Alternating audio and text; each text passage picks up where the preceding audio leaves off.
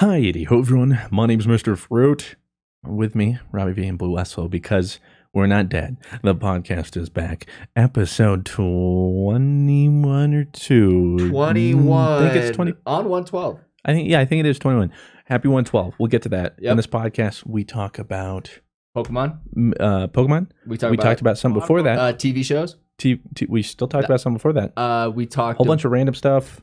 Stuff on the P.O. boxes. P.O. box. We I opened got some Rob stuff on my shirt. Very cool. You farted farted and it stunk, but that was at the very end. Well, Yeah. actually, technically, right now. Wish you guys could smell it. Oh, please don't. You know what it smells like? It smells like when somebody takes a big dump and then just goes psst, with a little bit of Febreze. So you get like Febreze and poop. That's what it smells like. You're welcome. And with that, this is the podcast. Enjoy it. You too, audio listeners. We're caught back up. We're back. Surprise. Actually, I believe we're titling this one, contrary to popular belief, we're still alive. Yeah. Not only us, but the podcast. And actually, before we get into anything, let's address the most important thing in this podcast. Oh. My sweater. God. You like that? Come on, eh? I don't understand like why they use that picture. I was telling him Christian because he opens his door and he's wearing that. And I go, I literally took that picture because my grandma has early dementia, and I was like, I don't know if she's gonna make it, so I'm gonna take this picture with Fia. So that was literally the picture that we had. I know it's been a little while. So. Yeah, I know it has been a minute. For it's those a nice sweater, it actually is nice, and it's not like it's not iron on there. It's like part of the sweater. For the audio listeners in blue, because I didn't tell Blue about this either. I have this. Ironically, it's actually really comfortable. Is it? It looks actually Christmas very sweater. And in the middle is Rob's printed face. In front of your big pecs. Yeah. And got this in my P.O. box. I got like a couple Christmas presents, I guess. This was mine. Yeah. And I couldn't resist. Yeah. We also got other stuff from the P.O. box. We got shout out to the guy who knows about cookies and stuff. Good thing you didn't spill that. I know. I should really bring the letter so we know the names. Oh. So unfortunately, the guy that sent this just has to know that we know that we know who you are. Yeah. We don't remember the name right now, but I have the letter. Okay. Thank you, Craig. That was a guess. Maybe it was not Craig. It's probably not. And after listening to the podcast about Rob dipping his cookies in Oreos, he sent us the dippers for the Oreos. Thank you, Craig. Now I no longer have to get my fingers wet. Now Rob can understand what it's like to eat smarter, not harder. Wow. Yeah. That's great. Came up with that on the spot. Thank you for that. I also had... I don't know if they listen to the podcast, but they definitely watch my videos and streams, and they saw that I played Titanfall 2, and so they sent me. Well, I think you're the only guy who still plays Titanfall 2. Actually, have you not heard about it? I mean, I heard that like it was free on PlayStation Plus in December, and your video popped. It had more players, like concurrent players that month than it did ever. That's so weird. I guess like the PlayStation free game really works that well. There was like at one point like 90,000 people online at once. Jeez, which is pretty big. Is your clan like still like active in that? Because I know you still had a clan. We're like fifth biggest behind what? So what is it? So this person was head on this project, and they worked with Respawn, right? And they're these die-cast models, and so there's 6 random guns. Okay. And so she sent me like 24. So. Because I have a whole other box of these you're trying to collect them all. So I'm sure I have them all now if I open them. But you can go ahead and open it. Okay. It's a little hard. More than likely going to get a Mozambique. Yeah, let's see. Well, I don't think a Mozambique is. Oh, it's not in here? No, we have the R101, the G2, triple take. I think that's... I should know that one, but I don't. The R99 and... Oh, it comes with just 2. a melee weapon. Well, no. So one of them is the stand. Oh, okay. So you can put it, but they're actually really high quality. Oh. And for our audio listeners, just enjoy the ASMR, I guess. This is like P.O. box opening. I didn't know we were going to do this, but this is sweet. Big P.O. box right here. Hopefully, yeah. I'll put it. Okay, good. I'll talk to the editing guy. I know him. He's a good guy. I know him. He's good guy. Pretty good looking. Oh, I got a G2 Scout. Actually, yes. Good one, Rob. Yes, that is a good You know that from Apex. I do. I do know that from Apex. I was going to say, how do you know that? I was like, oh. Oh, and I got the melee weapon. Oh, that is not in Apex. No. Well, actually, it's not even in... I think this is the... This is a rare drop, by the way. I think this is the weapon that Ronan uses, the Titan. How do you like put it in the sword? Yeah, I got the sword, dude. How do you put it in the stand? I can't. So, you're putting the stand wrong. You have to put up like this. Oh, like that, and then like that. Mm-hmm. Okay. And now in the letter she did say, and there are stands, and like in parentheses, they kind of work. Yeah, I was gonna say this doesn't work at all. I was gonna start trying to be really nice about it, like, oh, they tried, but then like she kind of knows about it, so like, yeah, this doesn't work. But not only that, these are no longer in production. Oh, so these are all. This is mine now. Yeah, you can have it. Merry Christmas. Thank you. Well, actually, on behalf of whoever sent this, which I also did not remember names. Listen, I'm horrible with names, but faces I can remember. It started with an A, I think. Oh, Agatha. Nope. Okay, we tried. It wasn't Agatha. But thank you. I got some other stuff. I got the Quran. Yeah, interesting. Translated. Interesting. With nothing. It was literally just addressed to my P.O. box, and it was the Quran.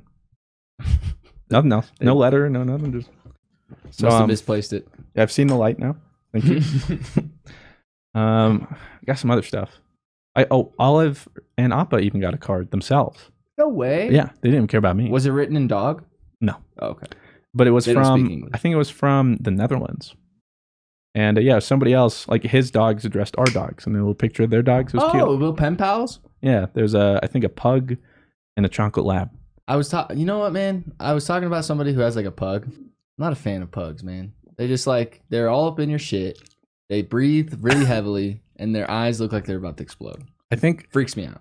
I think the draw of pugs is that you're taking care of this sweet, sad thing that at any moment could die.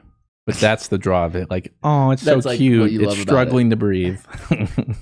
Yeah, you have like boogers and stuff. Yeah, between that and bulldogs, I know like bulldogs, their problem with like just straight up saliva. I love them though. If I could get a bulldog, I would. Which is like weird because I wouldn't get a pug, but I'd get a bulldog. Back at the gym I used to work at when I was in college, it was like this small underground like musclehead gym, and it was run by a previous guy. It was at that apartment that I used to live by, right? Yeah. And it was run by a guy who like competed in Mr. Olympia, and so his dog, it was a girl bulldog, just was there all the time. Super sweet, but just you're like, hey, yeah, it was super nice and everything, but you're like, no, thank you. Yeah, but at the same time, I was like, no thanks.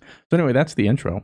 I'm glad we're back though. It was a long hiatus. It's the first episode of 2020. Little did you guys know we were not going to come back for this decade, but we thought about it. We haven't done the podcast since last decade. Hey, somebody had to do it.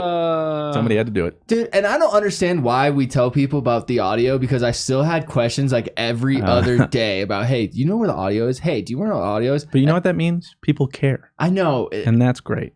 But like, we told you where it is, all right? And thing is, audio should now be caught up. The previous episodes are up, and ideally, this episode should be going live. Hopefully. The same day. Come on, Daniel. Come through for us, baby. We love you. If not, the next day. Sorry.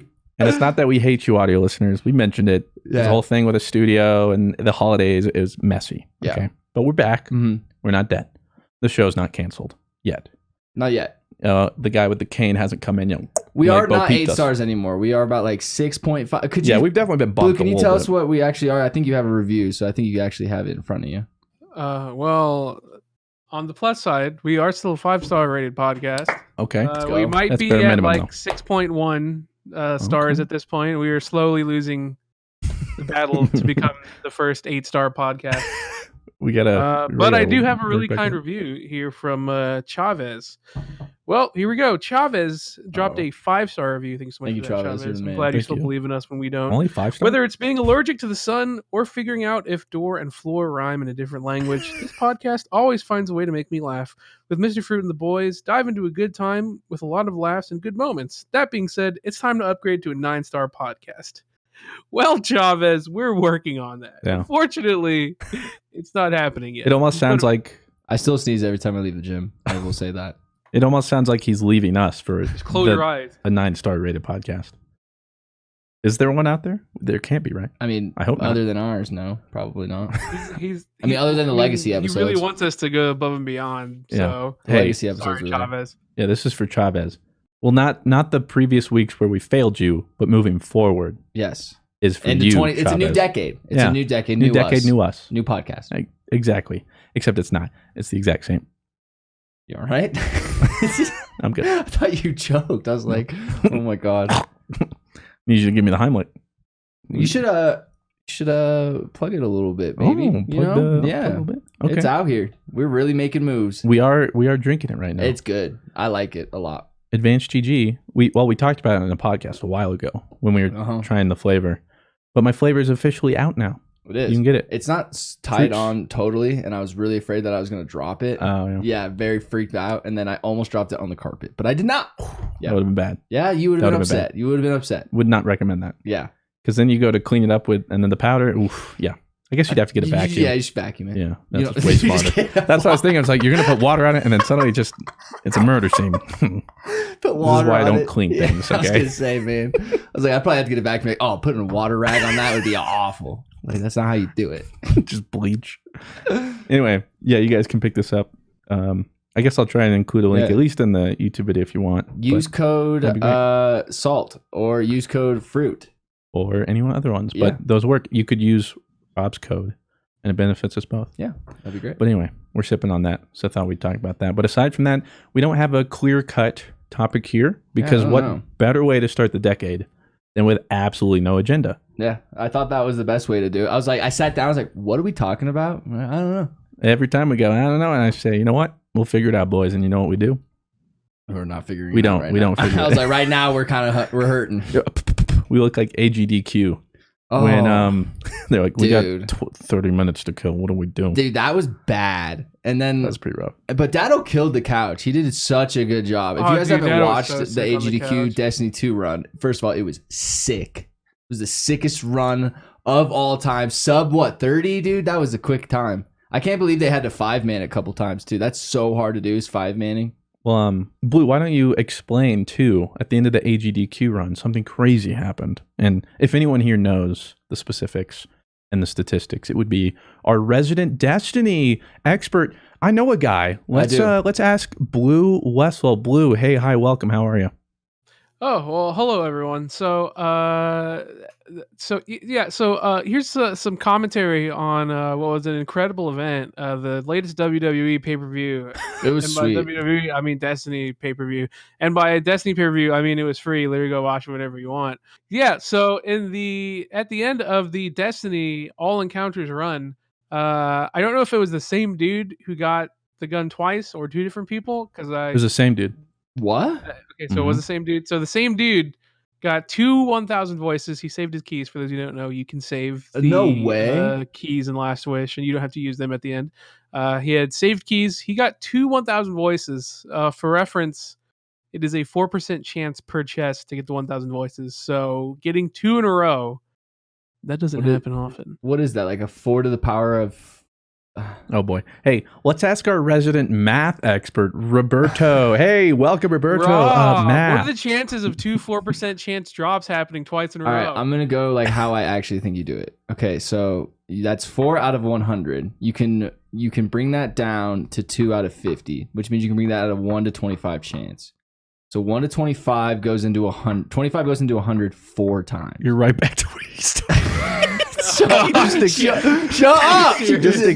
You're like, this is why 4 is out of 100, because you can have 25 4 times. I'm trying to get there. Let me get there. Okay, sorry. All right. Sorry. So as I was saying, 4 out of 100, you can bring that down to 1 out of 25. Now and back to 4 out of 100. Now 25 goes into 100 4 times, right? Whoa. So you do 4 to the power of 4, and then to the power of 2. So you do like 4, and then like then you put a 2. So like you cube or you double it. Why? So 4 times 4 is 16. Mm-hmm. 16 times 4 is 34. 18 is 64. 64 times 4 is 124, 128, 192, 236. So 236 times 4 is like around, I would say it's probably like 1 in 800 chance. That's how I got to it. Like 1 in like 840, 850, whatever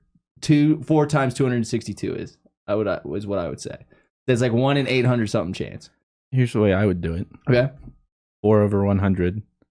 Yeah, but you can make that 1 out of 25. Or even just 0.04 times 0.04. That's it. No, but if you wanted to like visualize it, you have 4 over 100. But I'm trying to like see it like 1 out of this many chances. So like that's what I'm trying to like get to. You can't do like 1 out of 0.0016 like you have to like a big number. You have to have like a real number there. What? Because 1 doesn't go into whatever 0.4 times 0.4 is. It's too big. What? It's small. What do you mean it's small? So 0.04 is literally just saying 4%. Yes, I get out of that. 100. Yeah. Yeah. And you times it by another 4%, and that's going to tell you how many times out of 100. Because right there, 0.04 tells you how much it is out of 100. You have a 4% chance. So it's like 4. So, but like, how many times do you have like out of? Like, and I don't really know where you got this 4 to 2. It's because like you got to cube it. So like if I had 4, cube is 3. Well, whatever, rhombus or something. I don't know. So like, but if you just cube numbers together, that's the probability of it. So like, say, So wait, I'll do this. Okay. So 0.04 times 0.04, that would be 0.0016. Yeah, should be, and that's Something your answer like right that. there. But that's But let's not see. like an answer. It is an answer. No, I'm looking for the 1 out of this. You can't have. There you go. But yeah, but you can't have 1.0016. Like I want 1 out of this many chances. So it's like how many times that goes into 100. So how many times does 0.0016 go into 100? It would be. So like that's where we would get the 1 out of this many, because like It'd be 1 out of. I was like that was a 1 in 10,000. 1 out of 625. Oh, see, I was close. See, big math, dude. You were doing math and you're like 800. It's God. Blue fell over and Blue's my spine is again. broken again. Because you're mad. I want to die. I think I was right there. Yeah, unfortunately, Somebody's Blue's. gonna be like, see, Rob was actually on. Leave me. Got to carry the 2. The last thing Blue had to listen to was you trying to math. Think about that. I can hear him right I'd now. rather stay dead. Why are you picking me up? I can hear him right That's now. Pretty close, I would say. Oh Okay. my god. But he got 2. I didn't know you could like carry your. Don't keys, touch though. me, That's kinda mortal. whack. I don't like that. I just want to. I'll just never forget. Okay, so 4 out of 100. You can bring that down to 2 out of 50, which means you can bring out 1 down to 25. Now 25 goes into 100 4 times. It's like, yes, that's Now what. you see what I was like on a test, man.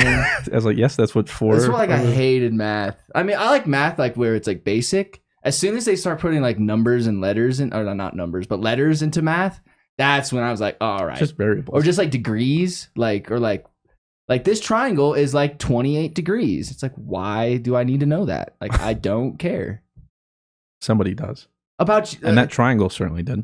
It was proud of that 28 degrees. I don't think a triangle could. It had to cut a lot to get a 28 degree. Oh, that was a pretty acute pun. Hey, Yeah, nicely done. I suck. Anyway, Blue, if I'm not mistaken, I think they were saying it on the couch, but in a Last Wish run, there's only a possibility of 2,000 voices, right? You can only get 2. Like I think people can't, like your whole fire team can't get 1.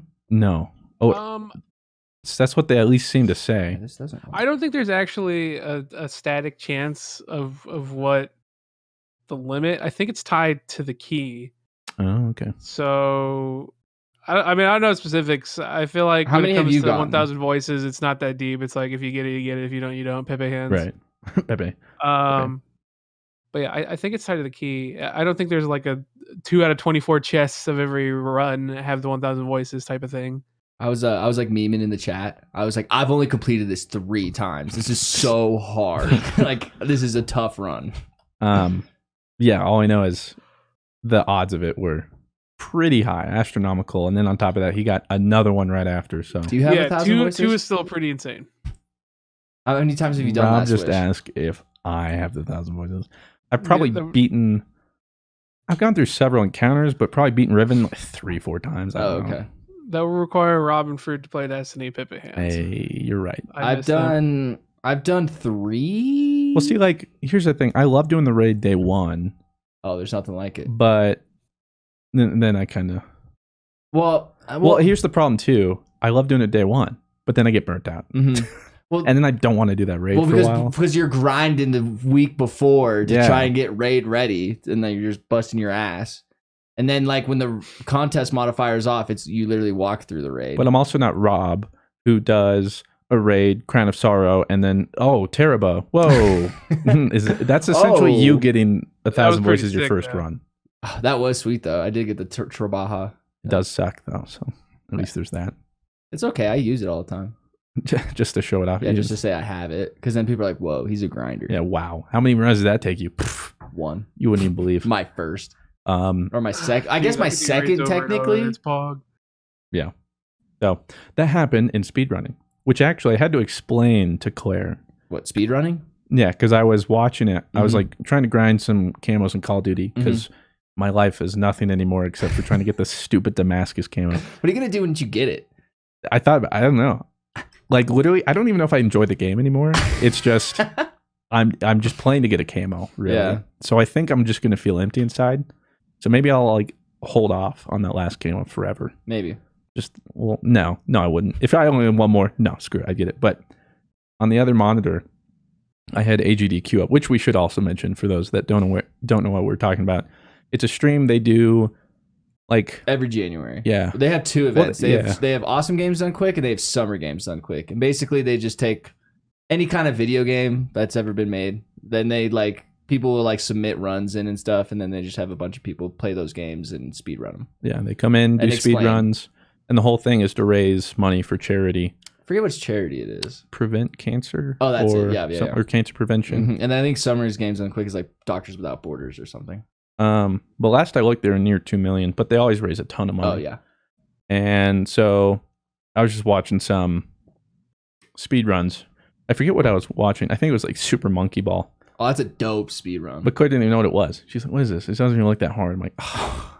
And then meanwhile, I had the headphones, and the commentators like, "Okay, so right here you have a 1 out of 60 chance on this frame to hit this. That hard. Yeah, to hit this, and if you don't miss this bump, you completely ruin the run." And she's like, "All he's doing is just," I'm like, "You don't get it, okay?"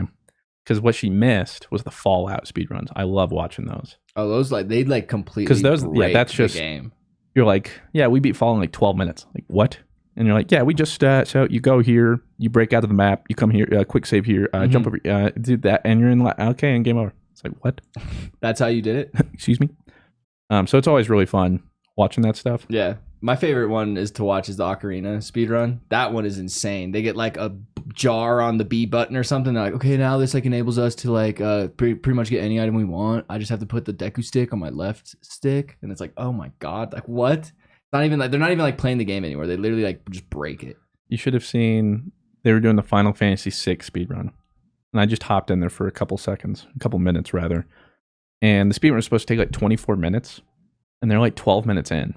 And everyone in the chat is just like what? Everyone's like, we have no idea what's going on. And then, of course, there are people memeing like Fivehead, like, I understand. Yeah. And I'm sitting here like, what?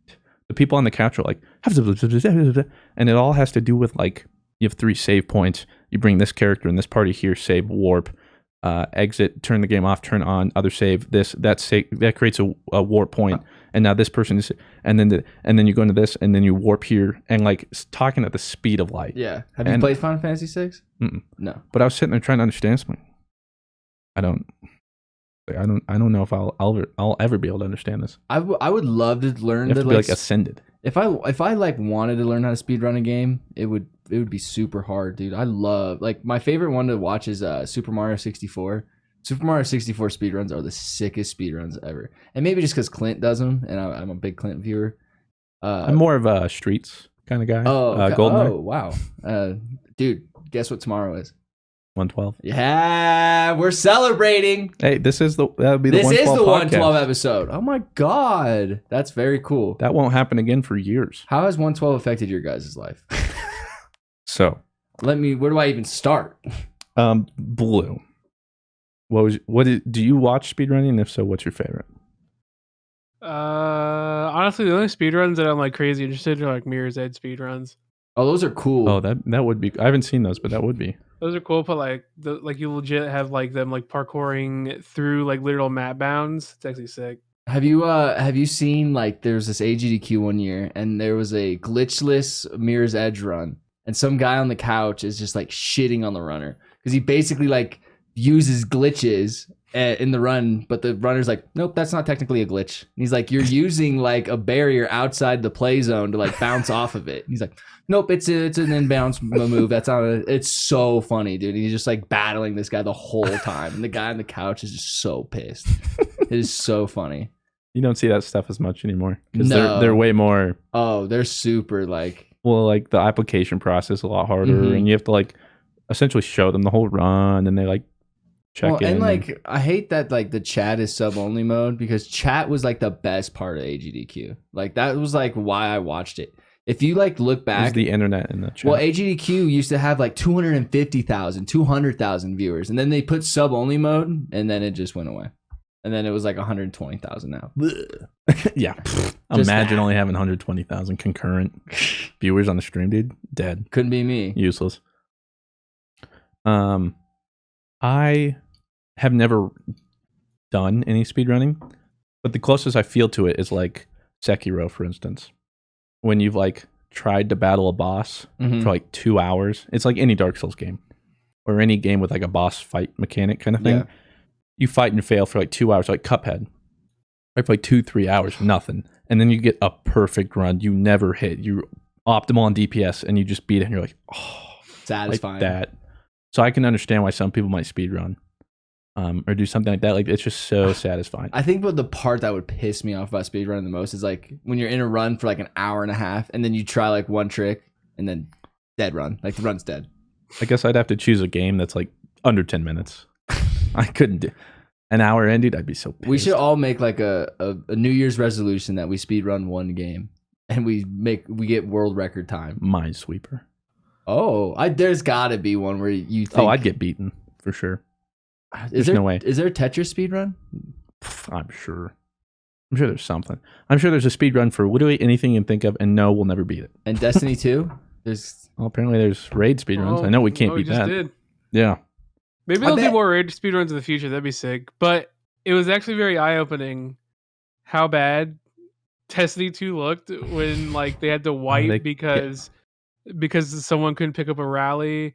Or like they couldn't teleport to the location, and then 2 people's games crashed. Yeah. And one guy went the wrong way to Cheese Ribbon, man. I felt so bad. That was hilarious. I was like, you have one job: go left or go right. And he went the wrong way. Come on, for that dude. Bro. Yeah, I felt really bad for that dude. I thought he was gonna make it, and then the door like closes right in front of him. I feel like that would have been me too. You see him standing there and die. I feel like I did do that once. Because I was doing Ribbon, and I think Blue, you were showing me, we were like trying to show me the cheese back when I was like first discovered. You're like, all right, you got to go orange door or whatever. And you're like, where are you? I'm like, not the coming. Orange one. It was definitely in Blue Room or whatever. So that I can understand that guy. You know, I've been there.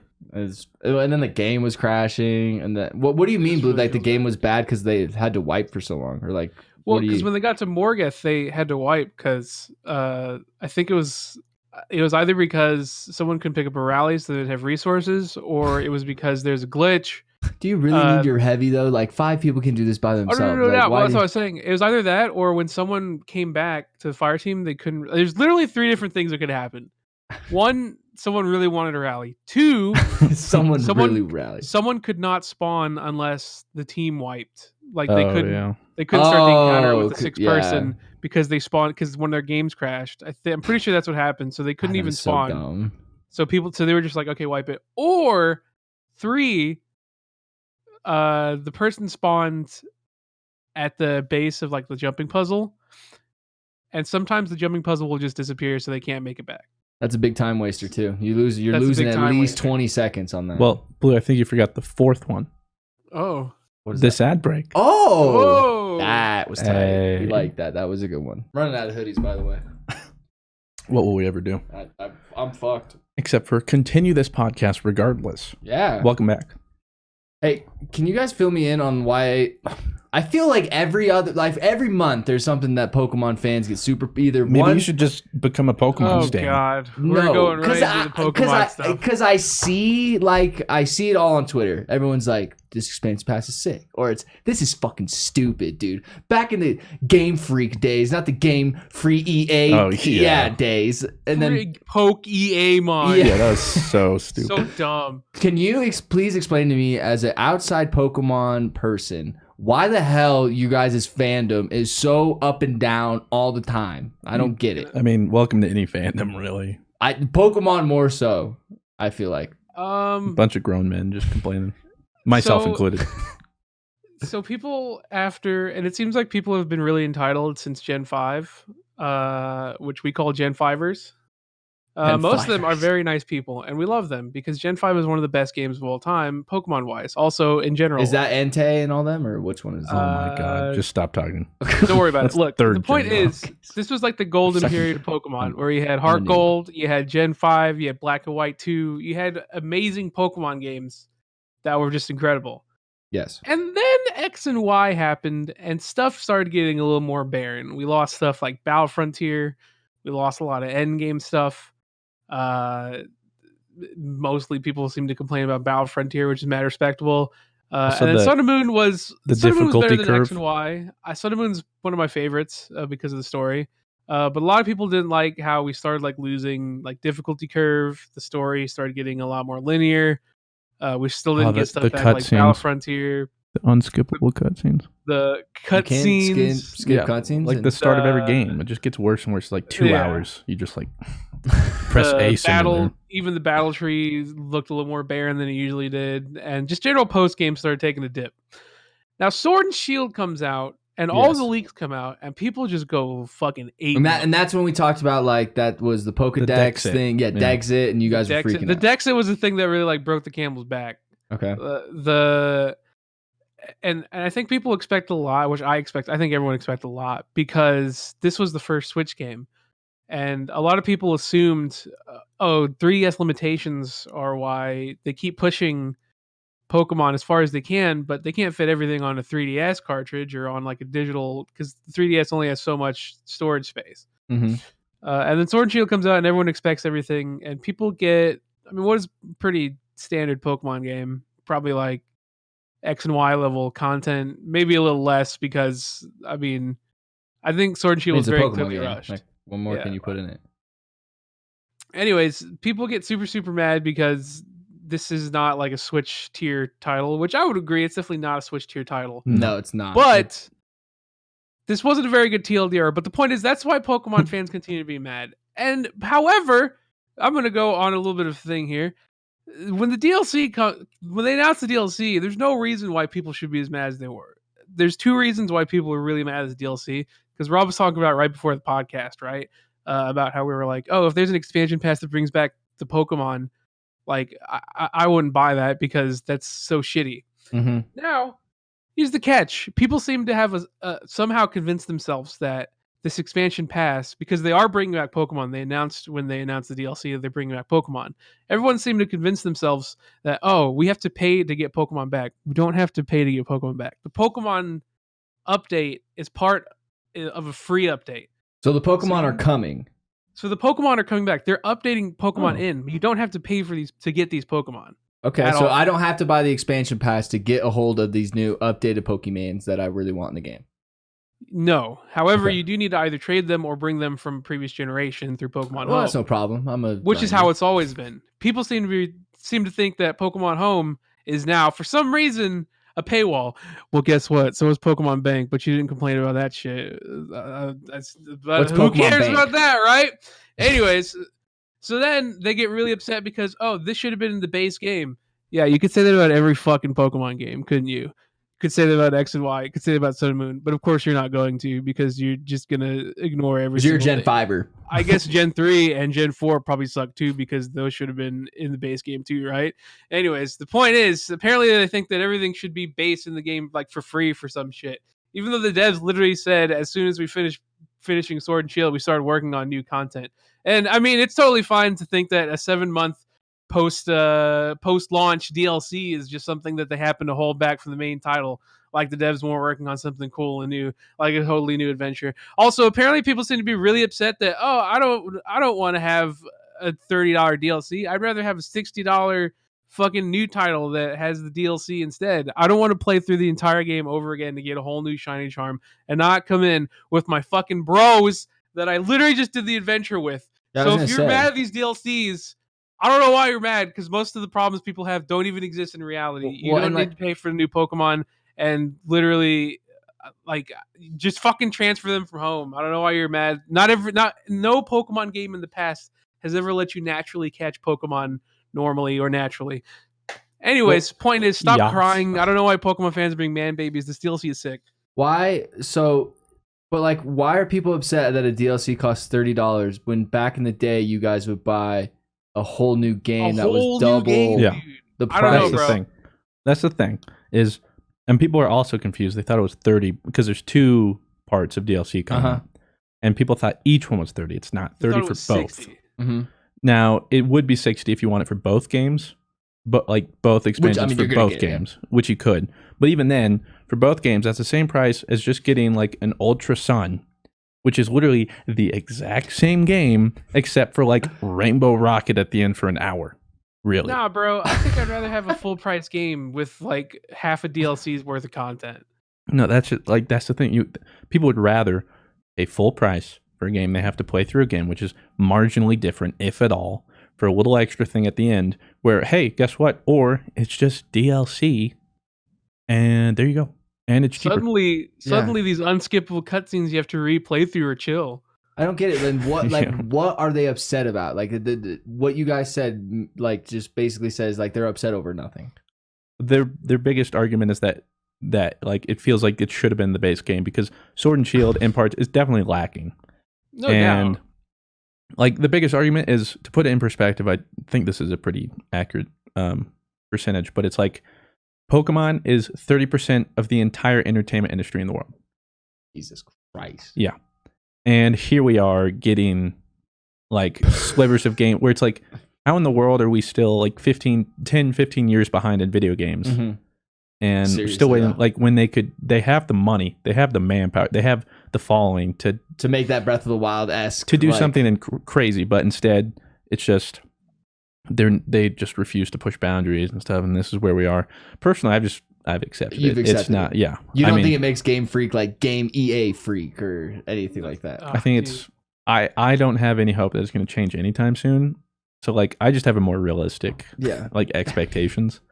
It is Pokemon. Tim. Hey, looking forward to that though. Yeah, do we like that? We like that. It's tight. It's fun. Is pretty sick. It's pretty. You played it too, Blue? Yeah. I mean, I've played it off and on since the alpha. This is the alpha, but I haven't played since the. How many Temtems are there? Stress test. In like the stress tester or whatever. Well, so early access release is the 21st, and I think it comes out with like 80, something like that. But what they're gonna do? There's a really cool fan art Pokemon that made it in. I think it was the platypus. The platypus. Oh, the platypus made it. That's cool. So I love platypuses. They're cute. They're poisonous. But the thing though is, so this is early access technically, so it's not the full release. Full release will have, I think they said, over 160. And then what they're doing is, once the game's done, that's not it. They're going to continue supporting it with new Temtem, new islands, new in-game challenges. Yeah, it's gonna be cool. Like, so it'll be a kind of a games of service. So it's not going to be like a Generation 2 Temtems. Like, here's 60 new ones. It'll be like, here's like 3 new ones. Yeah, probably something like that, like sprinkled through. However, they decide to do it, though. I like that approach where they're just going to be supporting this game moving forward or for a long time. Maybe Temtem 2 comes out, years later, but it's not like obviously Overwatch 2. It's not just like a normal Pokemon game where like, here's Pokemon Black. All right. A year later, here's like how Call Black 2. Yeah. A year later, okay. Well, here's XY. The way they're handling Temtem is exciting too, because it gives a lot of competition to Pokemon. Because all the stuff that Fruit talked about, and which we've talked about in several podcasts before, they're all valid concerns. Like, there's really no innovation. There's no. Why don't we? I mean, obviously, Nintendo wants to sell obviously stuff, but we would like. Why not have a Pokemon game that we just that you continuously expand on, and you could just sell DLCs? But when you monopolize like and corner the market, you get to do whatever you want, pretty much. Yeah. So Temtem's do a lot of cool stuff. Obviously, expanding, and then there's a lot of focus on like fair competitiveness, which I haven't really got into because I mean the game's obviously not complete. And so like what I was noticing, like in the battle system, but the battle system's a little bit different. Instead of having like power points, PP for moves, for instance, you have stamina. So if you decide to use a move, let's say my Smazzy has 30 stamina. I want to use Uppercut, which will do 80 physical damage, but it's going to cost me 12 stamina. Oh. So it goes down to 18. Okay. And in a fight, let's say you get down to 0, you're overexerted. Mm-hmm. So if you use a move with that PP, it costs that much health. You have to use resources properly. So otherwise, you have to wait. Yeah, because PP, you never ever get down to like 0 with your PP ever. You never want to run out of PP. So trust me, you need all that PP. So like instead, if you want to do that, you'll have to like literally click wait. Like for that turn, it's going to wait and just get some stamina back. So you have to decide. Some moves are more powerful, but at the sake of stamina, some moves too are only active once you're in battle for X amount of turns. So there's a move you can only use on turn 1. Another one that'll come back that you can use turn 2, and you can't use the same one. Oh, that's like cool. turn 2 Yeah. with the turn 2, that kind of stuff. And then status conditions aren't RNG. So like if I put you to sleep, it tells you you have 2 turns until you're awake, or if you get hit. Okay. Or like if you're poisoned, it's 3 turns. That's it. Is there a chance like if I do like an attack on you, like if I do lightning strike? Okay, so there's no crits. What if I do like a lightning strike and you get paralyzed from it? Is there like is that a thing? It would be guaranteed if that's part of the attack. Okay. Yeah. So there's no RNG whatsoever in any of these fights. Nope. I kind of like RNG every now and then. You might like it a little, but I think for the draw, like it is that. Yeah. It's the cut and dry. Like you know what you're gonna expect, or like that way you can plan accordingly. Not like Jesus Christ, I got crit. And like I know for some people, like some of that RNG is fun. So who knows what they'll do? But that's instead of going with this RNG, it's just. Well, I like the idea of like stamina because it actually like makes you think like because you're never gonna use like attack. Like for me, when I play Pokemon, I never use the attacks like. Attack rises or like its defense lowers. Like you're never gonna use those attack earthquake, solar beam, earthquake, wave, like, and then you never run out of the PP. It definitely opens a lot more like in-game like strategy to certain gyms because there could be gyms that would absolutely punish you for going 2 balls deep in your stamina. Yeah, there could be gyms that are literally designed around okay, you need to manage your stamina because the gym is designed about endurance, so. If you use all your stamina, then maybe they'll take advantage of the fact that you can't do shit for a while. It opens a lot of avenues. And have they talked about like having like legendary Temtems or anything like that, or is it all pretty much like? I'm sure there's some, but they haven't said much about it. Okay, when does it fully launch? I don't know if they have a full launch yet. Okay, but the early access is 21st. And the thing too, I forgot to mention is the battles are all double battles. Oh, so every battle's double battle. Yeah. Whoa! So that's part of the strategy because they're also like how you pair your Pokemon or Temtems. Yeah. I know. When I was playing, it's gonna take me a while. But there are some moves too that are called synergy moves. So like, let's say I have this poison move, or it's toxic. It's gonna hit this person for X amount of damage. But if I use it in conjunction with a toxic ally, it now poisons them for 4 turns. Oh. Or like, there's one water move if you're paired with a melee like TFT kind of. If like you have like a team comp, you can get certain bonuses, so you can plan around that. The AI and the game, by the way, is just punishing, which is so nice. It's like, so dope. Cool. It's not like Bug Trainer Joey or like. No, I can't tell you how many times I died. I was having to like constantly go back and heal. I was like, I forgot about this. Yeah. Because Pokemon's held my hands for so long. Because I tried to go all the way to the first dojo, which is like a gym. Without and that route is punishing as hell. It's such a long route. Without like battling any wild Pokemon, really, like I'll just battle the trainers. Temtems, by the way. Temtems. I'll just battle the trainers, not the Temtem, wild Temtem. Oh my god! I like got to like the first like this like enemy battle. You're like battling Lance as your first like trainer, pretty much. But you go and Pokemon or Temtem, are like fainting left and right, even trying. Like I'm like, right, I need to actually use items. I need to actually like worry about swapping people in and out. I have to actually think about what I actually have to grind wild battles. So it's just so refreshing. Now, how many in your party? 6. 6. Okay, so it's the same. Yeah. But you can do co-op too, so you can play through the entire game like duo. Oh. And the way that works is one Pokemon is you take the first 3 in your party, and they take the first 3 in your party, and that's your team. So when you're fighting, you only have your 3 and their 3. See, that's cool. Like they've always should have had that, and hopefully Pokemon like sees that, and we can only hope. And they're like, we need to innovate because Temtem is good competition. The other 70% of the company market now, like because like if all this means is Pokemon literally rips every idea from Temtem, cool. Because bro, like, I am absolutely down. Yeah, which Temtem is have to use this sacrifice. It wouldn't be that bad because I mean, literally all of Temtem owes its franchise, its ideas to Pokemon. So if Pokemon did a little ripping off back, I mean, I'm down. It's capitalism, baby. They can't completely do it either because again, Temtem has set itself out a little bit different because of the battle system with stamina and no RNG. So at the end of it, there'll still be a difference. Mm-hmm. But yeah, like if they started bringing in the MMO aspect, the co-op aspect, some of that kind of stuff, like thank God, it's about time. But they're only bringing in Galaran versions of Galarian. Tarsic, by the way. Those legendary birds. Oof. We like those, so we do like those. I will say the continued advantage of Pokemon over Temtem, which is a very big advantage, and why Temtem will still struggle a lot to like compete, is Pokemon designs are just too good. Like, Articuno is sick. Like the people who design the Pokemon are just every single generation somehow managed to make. Oh shit! Is that a fucking dragon with a jet plane on its head? Yeah. Fucking sick. What's up with that legendary Pokemon though that has like a big thing on its head? We don't Not talk all about of that them one. are hits, Rob. We don't talk about that one. Who's over here like they make the sickest shit? And they're like, what? This one, they're not all hits, man. You got some hits, you got some misses. All right, that's just the Bruxus of this generation. What is that? Okay? What is that Pokemon called? I don't know. Oh, they haven't put out like a name. or anything? Calyrex. Oh yeah, I was just gonna say deformity, like monstrosity. Doe with big brain, like five head deer. Yeah. I can barely remember like what I was thinking about 2 minutes ago, but I can remember like Pokemon names like that for some reason. It's a little depressing. All the useless information. But that's the drama with Pokemon. Which was your favorite bird that they announced? It's between Articuno and Moltres. They're really sick. Sweet. Yeah, they're both really dope. I think I'm between Articuno and Zapdos. Zapdos is kind of basic, but he looks just so menacing. He looks like a ground type now or something like that, or like a chicken. My boys, by the way, finally getting their respect. Gigantamax, Venusaur, and Blastoise. Yeah, yeet. Oh, they're in there? They'll be coming.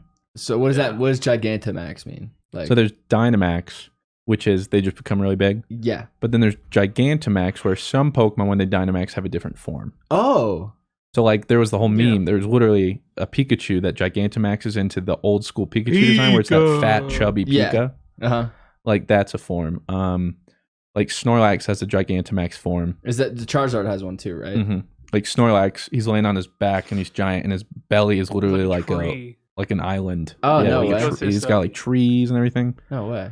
So everyone has like some Pokemon have this Gigantamax form. And so they announced that these people, Blastoise and Venusaur are getting one. Yeah, which first off, they'll be back in the game, which is nice because we only had Charizard line.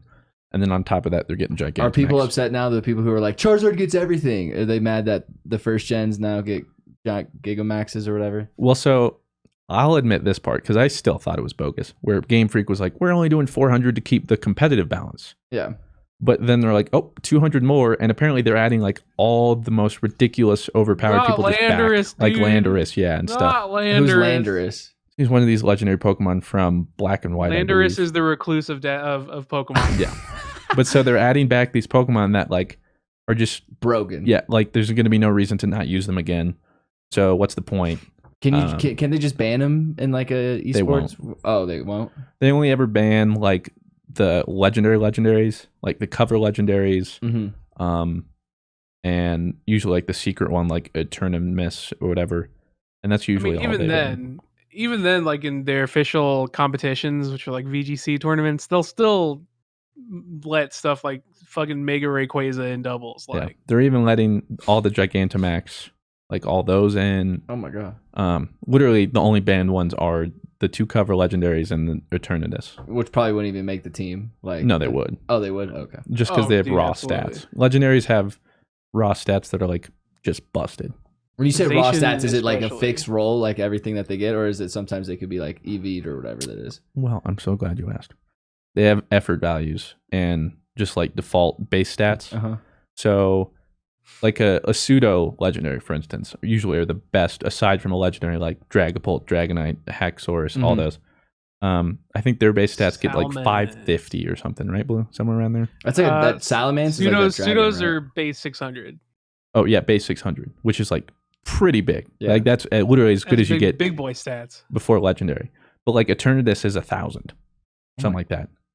It's like the 800. Gmax Eternatus is 1,000. Yeah. Yeah, GMAX, but otherwise he's like 750 or 800, which is just Jehuba. Like Charizard's like 510 or 520. That's insane. It's like double. Like it's like all the time.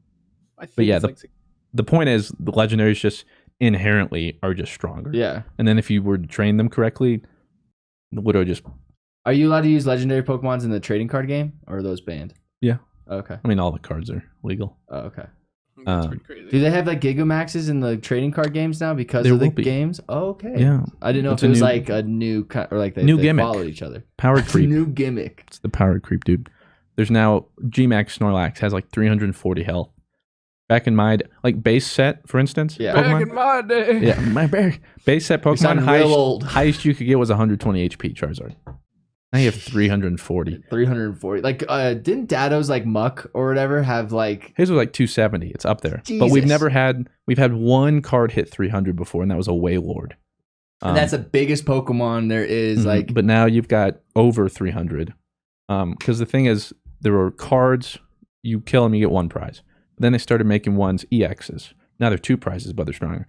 Then they made tag teams, which are 3 prizes and even stronger. And now there's Gigantamax, which are still 3 prizes, but just like. Oh, I was gonna say, is that like 4? Like you just beat my. Yeah, like you just win. Gigamax, I lose. Yeah. But I guess that's enough. See, I still remember my Pokemon rules that you need to catch 4 prizes to win the game. 6. Oh, but we did play in modified because we had smaller decks. Oh, okay. So you're not wrong. Yeah. You were right for our little tournament. Okay. You were there. I was there. It was fun. We should do that again. 1917. So good. Oh, yeah. You saw that. Saw that last night. Yeah. What'd you think? So good. Really? I've been so excited for that film. I thought it like had already come out. I thought it came out like in December. Yeah, well, that was like the misleading marketing.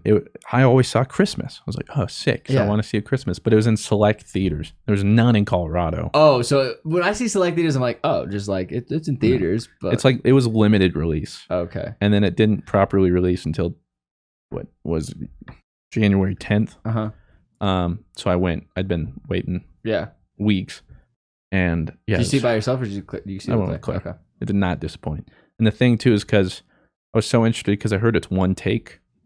I was like, how in the world would they do that?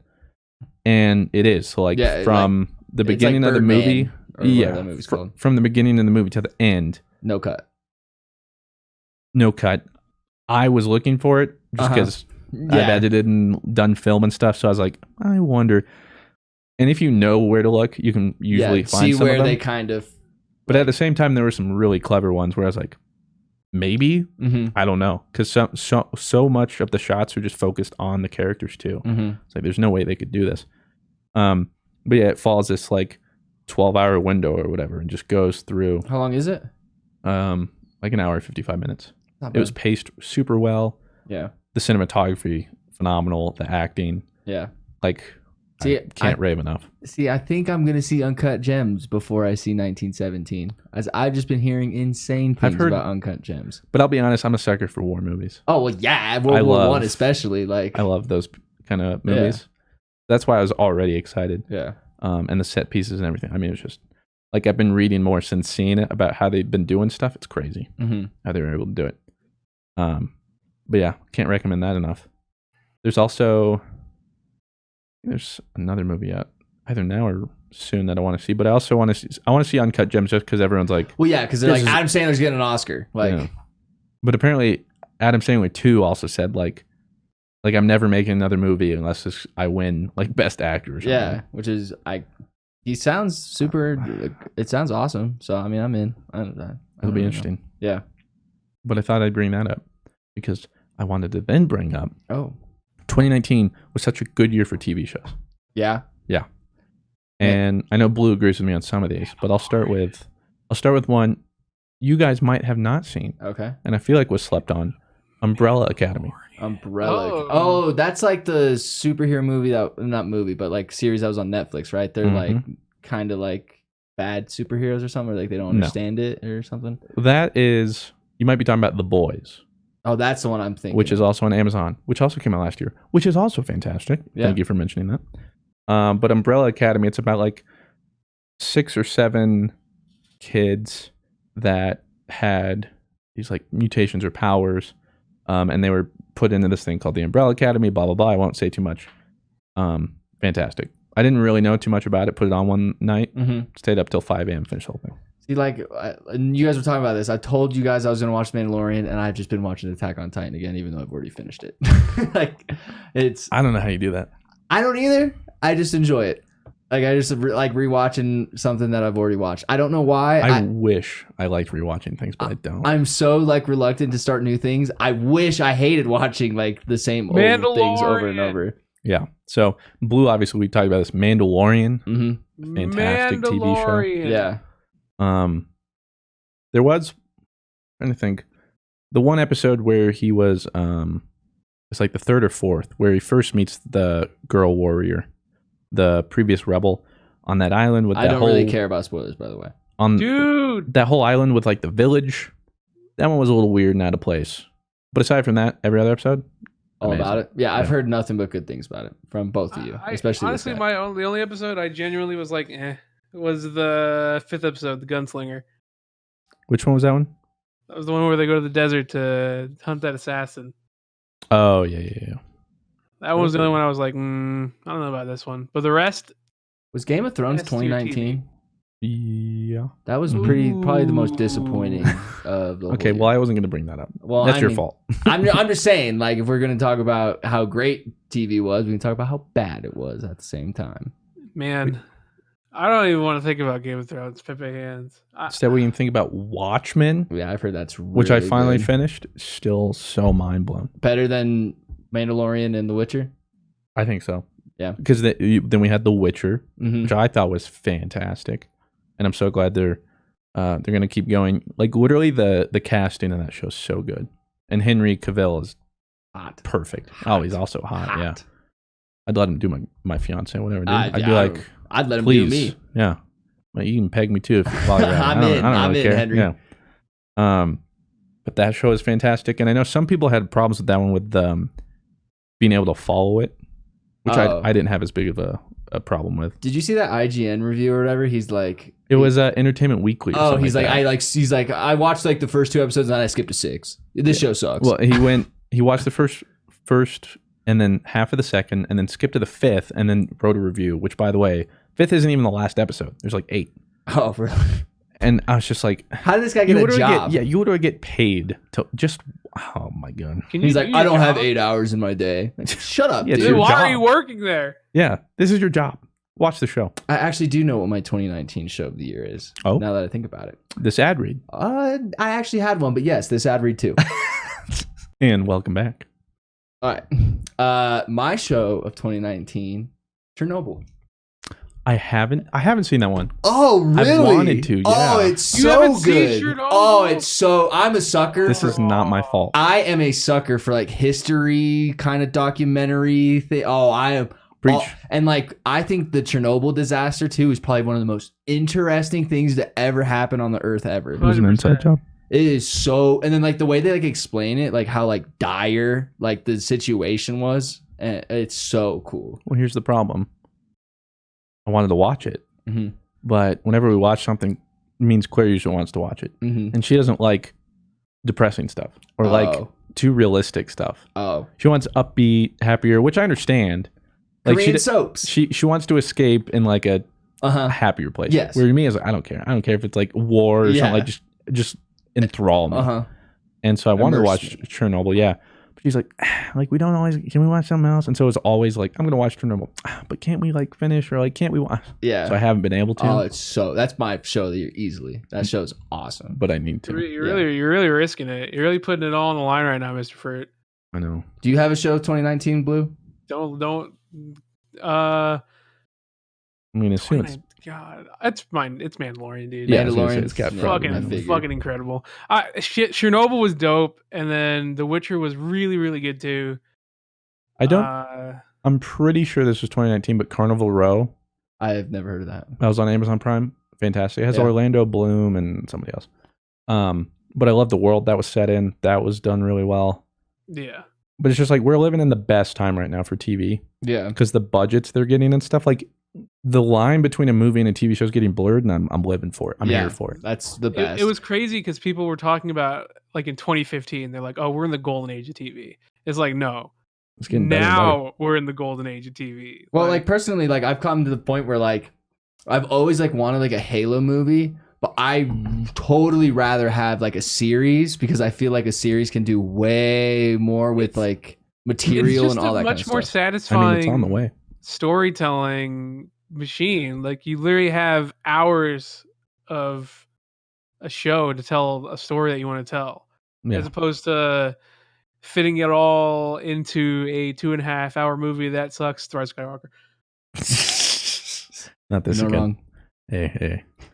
That does remind me though. I'm pretty sure. I think it's Stars. Is working on the Halo series, and I think they just cast their Master Chief. Oh, because yeah, you actually. Did you guys not hear about it? You just got to wear like 3-foot stilts. But I think I want to say it's slated to release like spring 2021. Is that probably like with like a Lord of the Rings with the Amazon series that they're doing? That's gonna be gonna be so tight. Like, I feel like the thing too is people are so much more interested these days, and I am as well, in like fantasy pieces or like old time pieces or like these things. Like people so desperately wanting Witcher to be their next Game of Thrones, even though they're like completely different things. But I feel like people are looking for that space because right now too, just give me any story, but take it out of modern times where there aren't cell phones. It's immediately so much more interesting. Yeah, and the possibilities are so much more endless. And like just plays out like modern day stuff to me is kind of boring, honestly. So like all this new stuff where you go back and like fantasy. Do you not like futuristic then? Futuristic can be done well, which can still be more interesting. If it's like a dystopian kind of like future or something, rather than like flying cars are around. Yeah, but like, I don't know. For me, a lot of modern time stuff just isn't quite as interesting. And I believe I was reading the whole piece on this. But yeah, it's like just bring any story and then take away the modern technology, and it's just so much more intriguing. And the way the stories are told and the characters interact are just infinitely better. Yeah. So that's why I definitely like that kind of stuff. A little bit of fantasy just really really makes a difference. Because that's what to be fair, that's what the Weiss brothers did, whatever, was. I mean, that was their pitch originally. Like, we want this super deep fantasy lore, like complicated series to be accessible to like dads, moms watching football. Yeah. Who like, fantasy, what's that? I don't know. CSI, and they did it. CSI Miami. Like, I love that. So like they did downplay a lot of the fantasy. But just like that, I feel like it got all those people who are like, I don't like fantasy. Or like, wait, this could be fantasy. Oh, this isn't. Okay, and then they get more interested. Well, that's what Game of Thrones was to me. I was always like wizards and like dragons and all like witchcraft. I was like, woo! But it's sweet, and I'm all about it now. But then you have like The Witcher, which like fully goes into the fantasy stuff. Oh my god, so good. Yeah. We just want to talk about that 2019, and I can only imagine 2020 coming around. Well, I can't handle it. It's funny we talked about television because we're going to move on to the Patreon questions for the podcast. Which, why don't we go ahead and just mention our podcast Patreon stands? That'd be great. Yeah. We love our stands out there. Thank you guys for still supporting the Patreon. You guys are still out there. Yeah, we're not dead. Nope. We're here for you. We have Wayne N.G., Brandon Smith, B-Nerd, Sean, Logan Boyd, Throne Lisinski, Chris Yeager, Blake Russell, Dev Hollow, Jaden Blanc, Maria Brenius, GP Hash, and of course, The Stag, Big Sexy, Omega Arts, and Safe. Or The Stag, Omega, Safe, Big Sexy Arts. Duh. Right. Yeah, it's The Stag, Omega, Big Sexy Arts. Thank you guys for keeping me clothed, Paul. Yeah. You're our stands. We appreciate you. Yeah. We may shrink down the font size a little bit. So be on the lookout on the Patreon if you're we want to get a little bit more episodes and start getting it back rolling. Okay, so I have some questions here for you guys. It's funny that we start with the TV show questions. Blake Russell asked, best TV show and best movie of the decade. Of the decade? Oh my god, that's impossible. Why do they ask these hard questions? I will start so you guys can think, because I do have one that I think, and I think it's gonna be year. I think it's gonna be the same as yours. You go, oh yep, that. Really? Breaking Bad. Breaking Bad is probably the best show of the decade. If I had to pick one show of the 2010s to define the 2010s, it would be Breaking Bad. But I can't even remember the whole. Decade. That's a while, man. That's a lot, man. Let me look this movie up. If it's in the last decade, I'm gonna have to say this. And then the movie for the past decade. My favorite movie this past decade was War for the Planet of the Apes. I know you're all about that. That movie is so awesome. I love how it draws a lot of like things from World War II. I love how it draws like it shows like allusions to like the Holocaust and stuff. It's a dope movie. You guys should like watch that. If you have not seen that, that was my movie. That's a top 3 movie for me. I love that movie. I'm looking at a list. You're looking at a list. I'll give you some time to think. So it's best TV show and movie of the decade, right? Yes. Okay, my movie is easy. Arrival is still my favorite overall. I knew you were gonna say that's an easy favorite of the decade for me. I fucking love Arrival. I will never stop talking about how much I love Arrival. TV show. I honestly want to say it is. This is kind of cheating. The season 1 through 4 of Game of Thrones is still the best TV. I think. I don't blame you. If you could say, I would still put Game of Thrones like 2 behind it. The reason why I put Breaking Bad ahead of Game of Thrones now is because of the most recent season. Before that, Game of Thrones was like it. You know what I mean? Yeah. I mean, Breaking Bad overall TV show, no doubt. That's like as perfect as a show can get. But like as far as like the TV show I genuinely enjoyed the most was seasons 1 through 4 Game of Thrones, man. Yeah.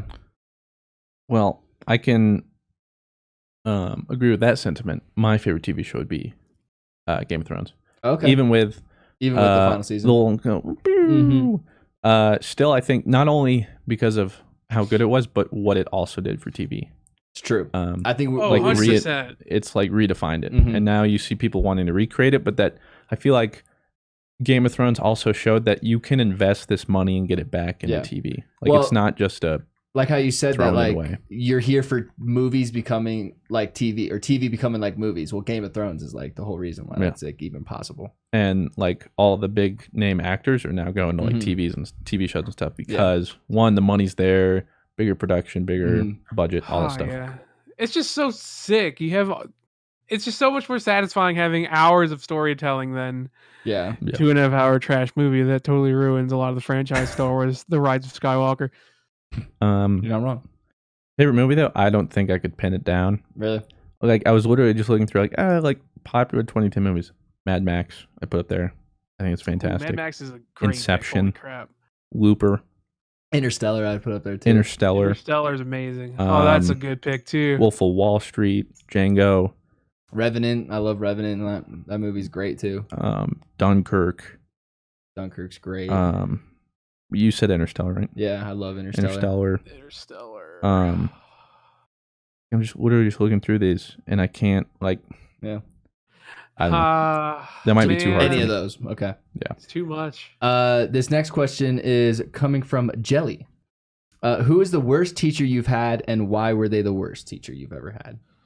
That's gonna be an easy pick. I guess I will start. Fuck it, I'll say his name. Mr. Wade. He was my sophomore year geometry teacher. And Mr. Wade was like the football coach. So he wasn't there to teach. He was basically like the football coach. I'll never forget it. It was like mid-September, like football season's about to start.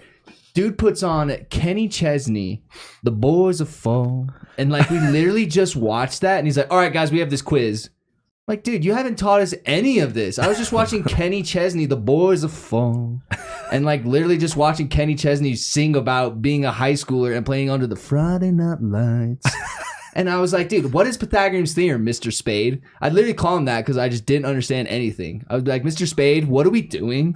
And he would literally just be like, all right, boys, today we're going to do the geometry. Here's a worksheet. I'm just going to chill over here and do some plays. What? Like, all right, dude. Like, do your thing, dude. And then like 2 days later, he's like, all right, we have this test. I'm like, we didn't learn any of this. None of this says like, in 2 minutes in, what does Kenny Chesney's lyric mean? Like, no, they were actually geometry questions. So easily Mr. Spade. Or Wade, I guess. Fuck him. Blue. Okay, so you guys have like really innocent answers probably. My freshman year history teacher, don't even remember her name. Mm-hmm. She was just super racist. Oh. Like extreme, straight up racist. Like, really? My kind of teacher. How do I describe this? how to describe this. Yeah, So what does she do?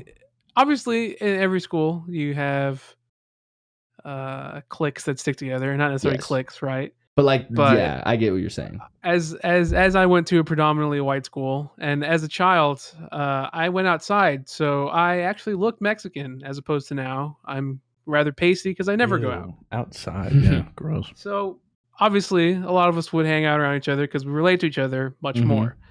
Yes. Me and a couple friends were in this class, and then obviously, not every single Latin kid knows each other, but it was very obvious she was very biased against everyone who was not white, and many people would be sent to like in-school suspension, which I don't know if you guys had that. Oh yeah, I mean, I had it one time.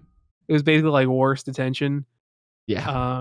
And like on Saturday it would always be the Hispanic kids, which was just like at first we were like, oh, I mean, I guess we were kind of loud every now and then, but as the year went on, it was like, yo, like, fucking, I don't think Tyler over there has been sent to ISS once, and he's literally called the teacher a bitch. When does he go to ISS? Because he's wild, boy.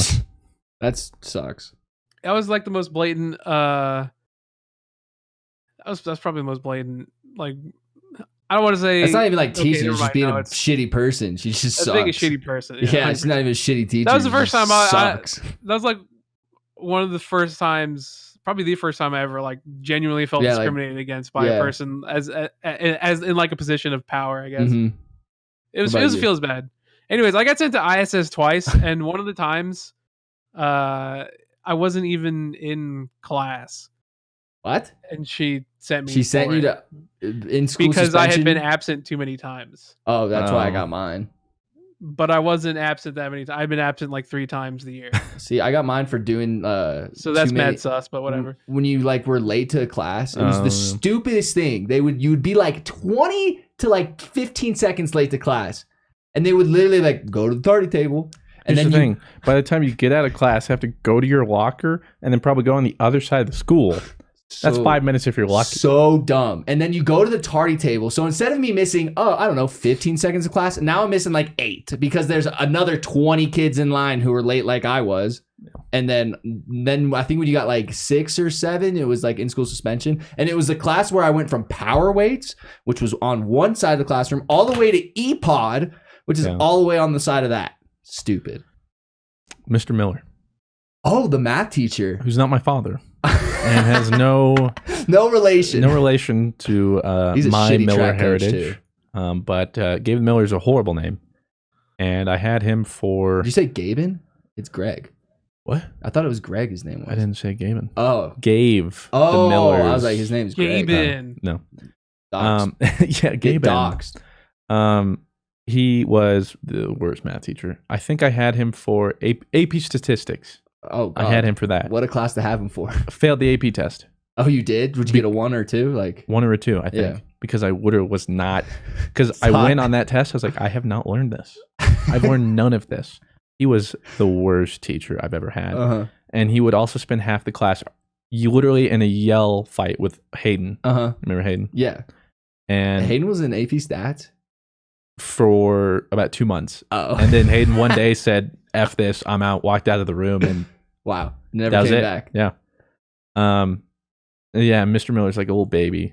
He didn't teach. He had no idea what he was talking about. I had him for Algebra 1, I think, my junior year. I'm sorry. Pretty terrible teacher. But, I mean, it's a lot harder to mess up algebra than AP Statistics. And, like, he wouldn't teach. It's literally just read this book. And then tests were just ridiculous. I passed his test, his class with like a 98% or something, because that part was easy. And on top of that, but you're not there to pass the class when you're in an AP class. I was trying to get college credits. Yeah, I didn't get any, so it was literally just a year waste. But I mean, between all the yelling he would do, he cried a couple times. Like, it's just like what is going on here? And it was just stupid.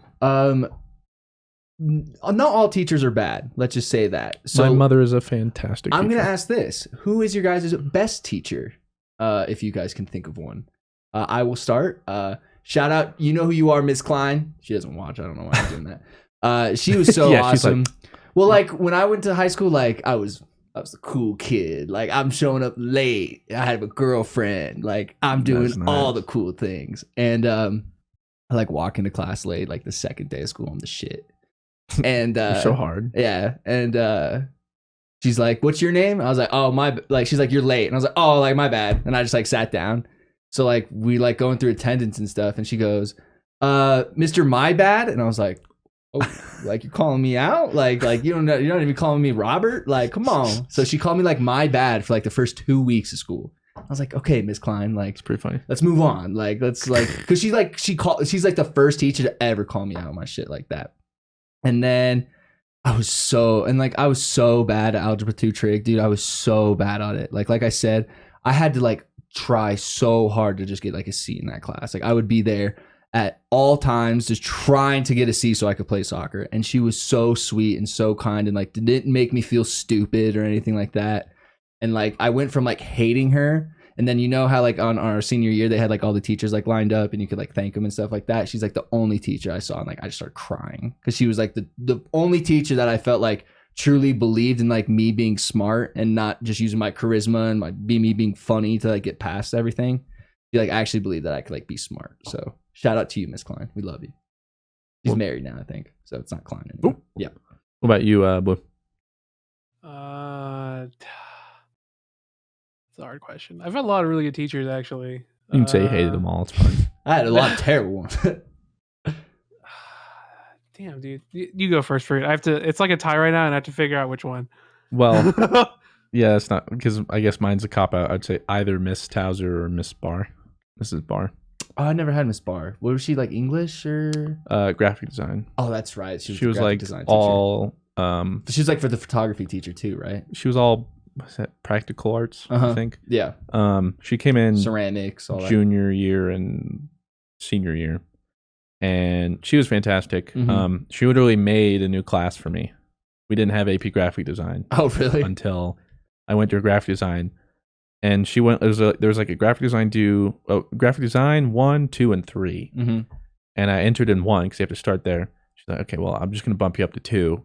And then, okay, well, we can bump you to 3. And then she's like, "I can't even give you this work." So she talked with like the principal, and they were able to talk with like the board or whatever and make AP. So I got credits. That's sick. And make me an AP graphic design class. And so, did you have like an AP test at the end of the year? Mm-hmm. Oh, you did. And at the during class, because everyone else was in the room, she instead sent me to her private office. And so for that class, I just got to sit there in my own. Like in an entirely separate room, small, closed door, just me for a whole period. And I got to do... I bet those were the best block days ever. I got to do my projects and everything. And then I bet you could do like homework too for other classes if you were like behind or something like that. Spent a lot of time watching StarCraft videos. And I was thinking back there, you're actually like grinding and stuff, and you're just totally... Well, because I would, and then I'd get done. Yeah. Because like on block days, it was like hour and a half. And I didn't need that much time. Was it this computer like blocked YouTube videos or stuff, or was it one of those computers that had like access to everything? Not only that, there was like hot cocoa machine in there. Oh my god! Yeah, I had it made in that class. It was fantastic. Was that senior year or junior year? Senior year. Oh, okay. And then Miss Towser, because 8th grade and then all through high school, amazing. She was our computer teacher, did all that stuff. I saw her the other day when I was like talking to some kids at the school, and I was like, "You're the man." I was like, "We love you." She's fantastic. I was like, "We gotta get you some merch." Cop that merch. She helped me with all my classes and that stuff. She got me in editing. She made me like After Effects classes and stuff. She let us do the announcements. Would you credit a lot of your knowledge to editing and all your thumbnail work to these 2 teachers? Not really. Oh, really? Because I'd already done it beforehand. That's why when I went into graphic design, I was like, I already know. I do this already. Yeah. So like, that's why she's like, "All right, well, you're advanced. We'll just put you up here." AP. And then same with filming and stuff, because I'd always wanted to do YouTube and whatever. So I'd always done like home videos and stuff. Yeah. So she would like accelerate and then make programs for me, Mrs. Towser, as well. And then a couple years for lunch, we had the lunch bunch. God. She'd let us sit in the computer room for lunch. That was awesome. Play like Minecraft or anything.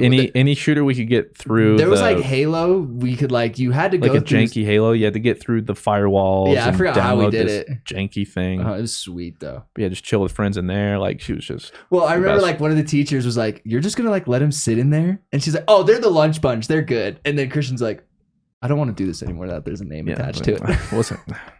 I guess with the lunch bunch now. I was like, God. But yeah, she's definitely the bestest. Well, Christian did too. So if you haven't decided, I guess you can do both. Well, this will be easy. Probably my middle school Spanish teacher, Miss Fuentes. She was really sick. Nice. Did you need a Spanish teacher? No, it was kind of like one of those courses I took because it was easy. Yeah, free A. I would took it until high school. Rode that free A+ every single year. Oh, dude, I would. I never got higher than a C in Spanish ever. My dad speaks fluent Spanish. I'm terrible at it. See, the thing is, Spanish classes really don't teach you how to be fluent in Spanish, which is unfortunate. All they teach you is like vocabulary and stuff. I do know vocab. I don't. So I know a little bit. As much as people take Spanish classes when they're growing up, they're like, "Oh, I'm going to be fluent." Spanish classes really don't teach you to be fluent. It's just vocabulary. Yeah. Anyways, go live in Spain for a year. Then you'll be fluent. Yeah. I mean, that's no joke. If you actually want to be fluent, you need to surround yourself with actual people that speak the language, which is why I'm really not fluent anymore. Pepe hands. No ceballo. No ceballo. No ceballo. No ceballo. No onion. That's all I need to know. I go to a thing. Por favor, no ceballo. No ceballo. No ceballo. You don't like onions? No. Oh, I like onions. No ceballo. Unfortunate. Okay, so anyways, my Spanish teacher was Fuentes. She was like, I think it was like she was my teacher for third and fourth grade. Because she was the only Spanish teacher at the school, so she would teach both Spanishes. Or no, it wasn't third and fourth. It was fifth and sixth. What's middle school? Fifth, fucking 7 and for 8. Us, it was 7 and 8. But I guess now it's 6, 7, and 8. I believe. Yeah. So, okay, it was 7 and 8. Yeah, because middle school was 3 years, right? Mm-hmm. Anyways, she was my Spanish teacher for 2 years, and I think she was the first person who really was like, "Yo, you should be super proud of your heritage wherever you come from." So that's how I got really into celebrating stuff like Day of the Dead and really focusing on trying to be a good. Well, at the time I wanted to be good at Spanish because it wasn't my second language or anything. It was just something I learned every now and then. So she was definitely the reason I learned to speak Spanish really well for a time, which I really don't anymore. And be really proud of where I come from. Which no one. I mean, when again, I didn't exactly grow up. When I was a kid, I grew up in a not amazing neighborhood, so I had my homies with me. But then, as my parents, got more money and better jobs, I went to really predominantly white schools. So I kind of lost a lot of what I felt like my roots. And my Spanish teacher always reminded me that just to be proud of where you come from. So that was that was where I found a lot of self-pride in myself. So I can never thank Miss Fuentes enough for that, because that's probably the reason why I'm so proud of being the best where teachers I come from now.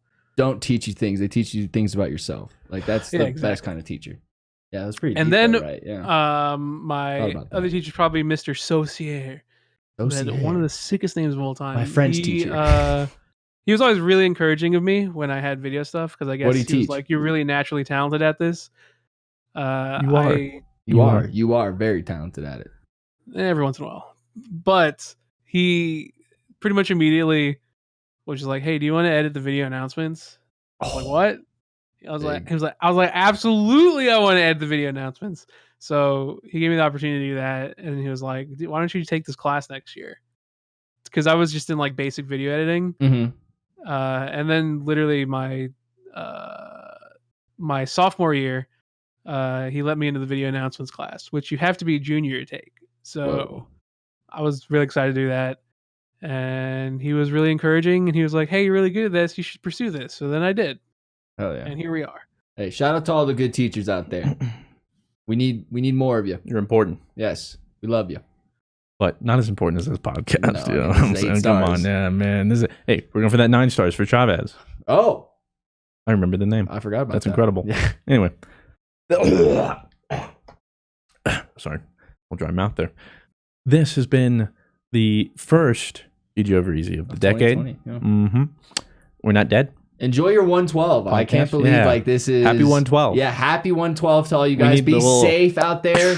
Be safe. Make sure you cut those corners Make smart tight. decisions. Yeah, absolutely. What a rush though. Have fun, guys. Yeah, we love you. What a rush.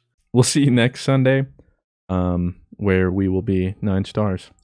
How are we gonna record the podcast next week? Because we're gonna be in PAX South. Oh Jesus! Okay. I never thought about that. We'll figure that out. That's for us to worry about. You love you. See you. You fart? I did. Bye. God damn it. Come on. You can find us everywhere at BlueWestlo and at Robbie V and Mr. Bowl of Fruit or Mr. Farty Pants or Mr. Fruit Gaming. Good lord. We all fart, bro. I was like, did Appa fart? And then the dog's not here. Yeah, well, not this time. Okay, bye. I was like.